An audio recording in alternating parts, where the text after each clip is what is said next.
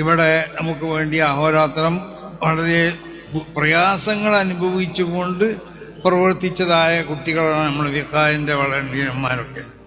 അവരെ അതിന്റെ സ്പെഷ്യൽ ഗ്രൂപ്പും അല്ലാത്തതൊക്കെ അവർ വളരെ പ്രയാസങ്ങൾ എന്ന് പറഞ്ഞാൽ അവരെ ഈ നമ്മളൊക്കെ വരുമ്പോൾ ഉസ്താദന്മാരെയൊക്കെ കാണാനുള്ള ആവേശത്തിലായിരിക്കും.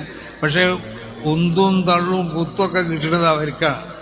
എന്നിട്ടും അവർ പിന്മാറാതെ ഈ സംഘടനക്ക് വേണ്ടി കഠിനാധ്വാനം ചെയ്തവരാണ് അവർ.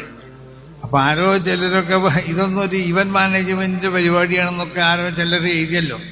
അപ്പൊ അതൊക്കെ വളരെ തെറ്റായ പ്രചരണങ്ങളാണ്. അങ്ങനത്തെ ഒന്നും ഇതില്ല. ഇത് വളരെ അള്ളാഹുവിന്റെ വജീന് വേണ്ടി പ്രവർത്തിക്കുന്ന കുട്ടികളാണ് ഈ കുട്ടികൾ. ഇവരെന്തെങ്കിലും നിലക്ക് കുറ്റം പറഞ്ഞാണ്ടല്ലോ അള്ളാഹു സുബ്ഹാനഹു വ തആല അത് ഇഷ്ടപ്പെടൂല. അത് മനസ്സിലാക്കണം. ഞാൻ പറയണത് ഇവർ നമ്മളെക്കാളൊക്കെ ഇഖ്ലാസുള്ള കുട്ടികളാണ്.